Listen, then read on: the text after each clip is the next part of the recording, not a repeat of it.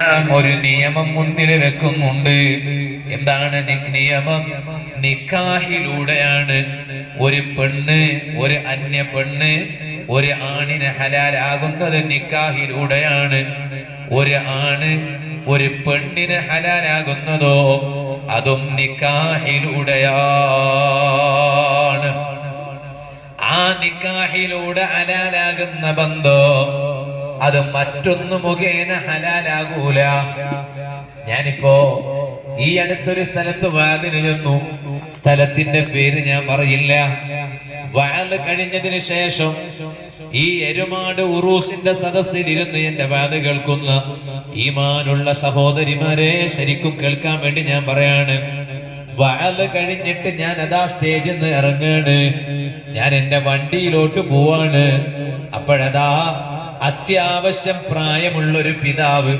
ഞാൻ ശ്രദ്ധിച്ചു നോക്കി, അദ്ദേഹത്തിന്റെ മുഖത്തുള്ള താടി രോമങ്ങൾ നരച്ചിട്ടുണ്ട്.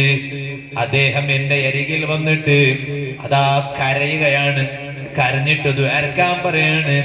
അദ്ദേഹം എന്താണ് പറയുന്നത്? ഉസ്താദേ, എന്റെ മകൾ അതാ ഒരു പ്രണയത്തിൽ പെട്ടുപോയിട്ടുണ്ട്.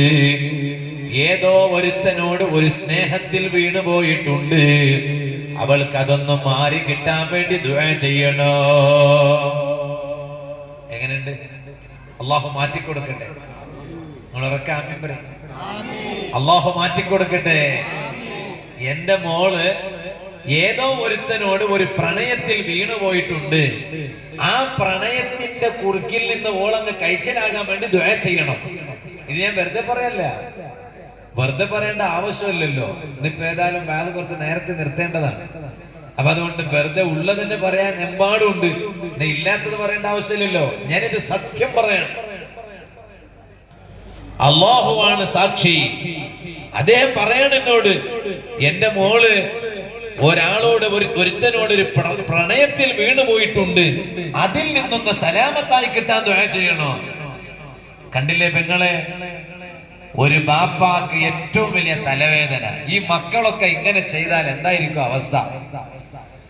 എല്ലാ സന്തോഷവും മക്കൾക്ക് വേണ്ടി മാറ്റിവെച്ച് മക്കളുടെ സന്തോഷമനുസരിച്ച് ജീവിച്ച രക്ഷിതാക്കൾ, ഉമ്മയും ബാപ്പയും, അവസാനം കുട്ടികളങ്ങ് വലുതാകുമ്പോ ആ കുട്ടികൾ ഏറ്റവും കൂടുതൽ ശ്രദ്ധിക്കേണ്ടത് ഉമ്മാക്കും ബാപ്പാക്കും സന്തോഷം നൽകാനാണ്.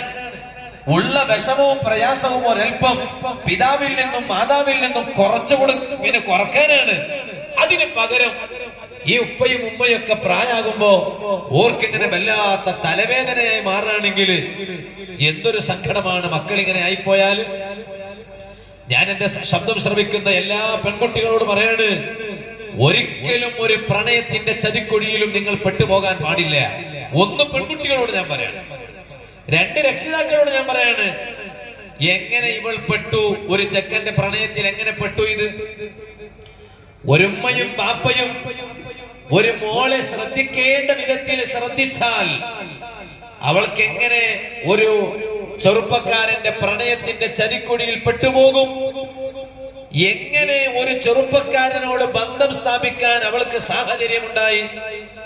അത് ഉമ്മയും ബാപ്പയും അങ്ങനെ ഒരു സാഹചര്യം തുറന്നു കൊടുത്തത് കൊണ്ടാണല്ലോ അവൾക്ക് അങ്ങനെ ഒരു സാഹചര്യം ഉണ്ടായത്. അല്ലെങ്കിൽ എങ്ങനെ ഉണ്ടാകും?